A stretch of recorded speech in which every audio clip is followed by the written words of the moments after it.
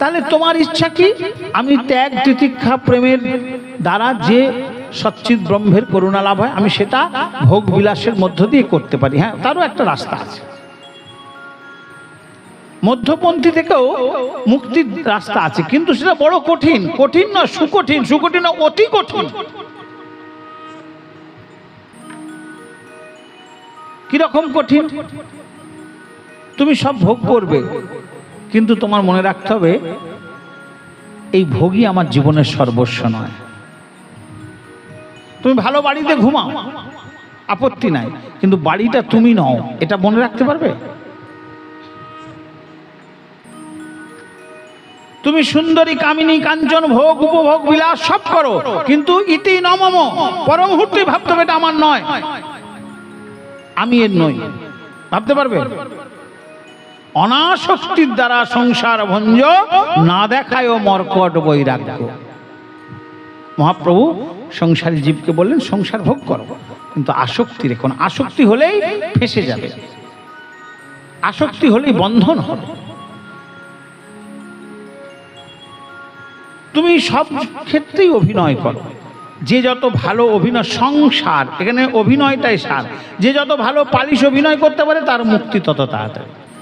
কিরম অভিনয় করতে হবে না, যেমন নিঃসন্তান দম্পতি যখন কারো কাছ থেকে ছেলে নিয়ে আসে দত্তক, সে বলে আজ থেকে কিন্তু তোমরা যে এর মা বাবা কেউ জানতে পার, কাউকে জানানো যাবে না, বাচ্চাটাকে তো নয়, ওরা যেন জানে আমি ওর বাবা, তাই তো?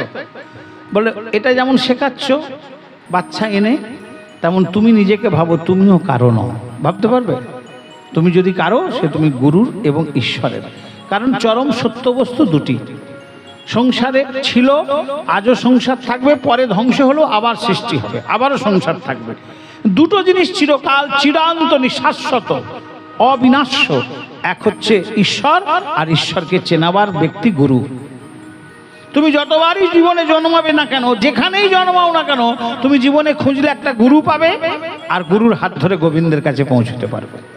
তাহলে অনিত্য সংসারে শাশ্বত নিত্য বলতে দুটি বস্তু, গুরু গোবিন্দ।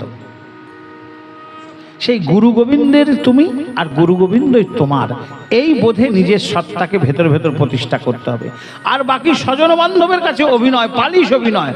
সন্তানকে বোঝাতে হবে আমার মতন তোর বাবা হয় না, স্ত্রীকে বোঝাতে হবে আমার মতন তোর স্বামী নাই, মাকে বোঝাতে হবে আমার মতন তোমার ছেলে নাই, কিন্তু মনে প্রাণে জানবে আমি কারোরই নই।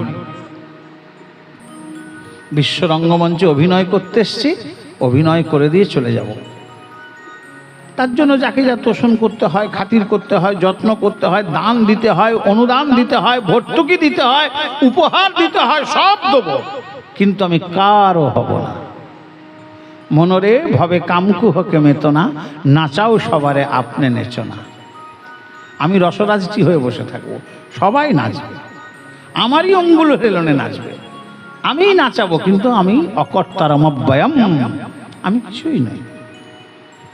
এই আনন্দের হাটটা আমি বসিয়েছি, কিন্তু আমি কেউ নই। আমি আবার কাল ভোর হলেই চলে যাব, আমার কোনো আসক্তি নেই এই জায়গাটার প্রতি।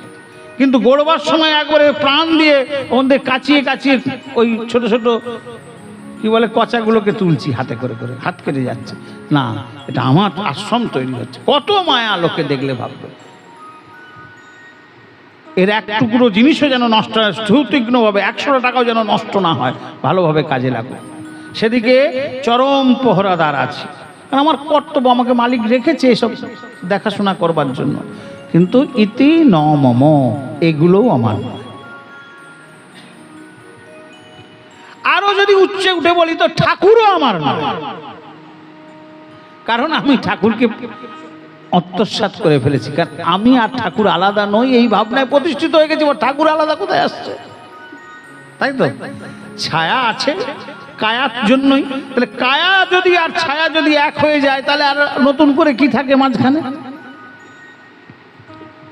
সেই জন্য কি বলছে, পূজা সাঙ্গ হলো এবার, কাজ নাই আমার মায়ার পূজার, পূজা সাঙ্গ হলো এবার, কাজ নাই আমার মায়ার পূজার, পূর্ণাহুতি দিলাম আজি, দক্ষিণান্ত হয়ে রই, কি দিয়ে পুজিব ঠাকুর, তোমায় উপাচার পাবো কই, কি দিয়ে পুজিব ঠাকুর।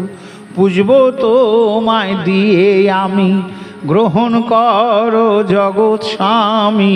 পুজব তোমায় দিয়ে আমি, গ্রহণ করো জগৎ স্বামী। মায়া পর্দা ফেলো টানি, তুমি আমি একে হই। হলো, আর কি দরকার? সবই তো তোমার, তুমি ফলো, তুমি ফুলো, তুমি শুদ্ধ গঙ্গা জল, ধূপ দীপ ফুলো, সব তো তুমি। তোমা দিয়ে তোমা বুঝে কি ফলভাগী হব? তাই তোমাকে আমার আমিত্ব দিলাম, স্বামিত্ব দিলাম, সর্বস্ব দিয়েছি। এটা মুখে বলা নয়, বলে না সম্পত্তি দেবো দেবো করছে, লিখে দিয়েছো কি? আর লিখে দেওয়া তো দূরের কথা, গেরুয়া কাপড়টাই প্রমাণ করছে যে আমি নিজের বলতে কিছু রাখিনি। আবার নতুন করে কি প্রমাণ করবো? তোমাকে দেখে ঘর বাড়ি, স্বজন বান্ধব, আত্মীয়, অর্থ বিত্ত, আমিত্ব স্বামিত্ব সব দুপায়ে দলে এসেছে। আর কি প্রমাণ চাও তুমি? তোমায় আমি ভালোবাসি। তাই মায়া পর্দা ফেলোটানি, তুমি আমি এক হই। তো এক হয়ে যাওয়ার পর ঘটের জল জলাশয়ে ফেলে দেওয়ার পর পুকুরের জল আর নদীর জল, ঘটের জল তো সব একই মিশে গেল। তার আর কি আলাদা রইল ঠাকুর? তাই যখন যে ঠাকুর বলছেন আমাকে আমার করে ভালোবেসে চিরতরে আমার হয়ে যে আমার কাছে পড়ে থাকবে, আগামী দিনে তার মধ্য দিয়েই আমার ইচ্ছা লীলায়িত হবে, রূপায়িত হবে, বাস্তবায়িত হবে। ঠাকুর তো চলে গেছেন, তাহলে তার দীক্ষা বন্ধ হয়েছে না? এমন ত্যাগী সন্তানেরা তার দিকে দিকে গিয়ে তার সন্তান শিষ্যবর্গ বাড়াচ্ছে, তার মঠাশ্রম বন্ধ হয়ে গেছে না? সবই হচ্ছে কাদের মধ্য দিয়ে? না যারা আমাকে আমার করে ভালোবেসে আমার হয়ে আমার চরণতলে পড়ে থাকবে, তাদের মধ্য দিয়ে আমার আগামী লীলা লীলায়িত হয়ে চলবে। তাহলে আমরা তার চরণে আত্মসমর্পণ করছি, তিনি আমাদেরকে আত্মসাৎ করে নিয়েছেন, তার ইচ্ছার বশে আমরা কাজ করে যাচ্ছি, তার দাসত্ব করে যাচ্ছি। তাহলে আর আমি রইলাম কোথায়? তাই বললাম সর্বোপরি খুব স্পষ্ট ভাষায় বললে ঠাকুরও আমার নয়, কারণ ঠাকুর আমার হয়ে গেছে পূর্বেই। যেমন শিব হরিহর অভেদ আত্মা, সমস্ত ত্যাগের বিনিময়ে হরি তাকে আত্মসাৎ করে নিয়েছেন। তাই হর আর হরি পৃথক নয়। শিব বললেও কৃষ্ণ কৃপা হবে, কৃষ্ণ বললেও শিব কৃপা হবে। বৈষ্ণবানাং যথাসম্ভব। ধর্মীয় কথা, পালা কীর্তন শুনতে আমাদের চ্যানেলটি এখনই সাবস্ক্রাইব করুন।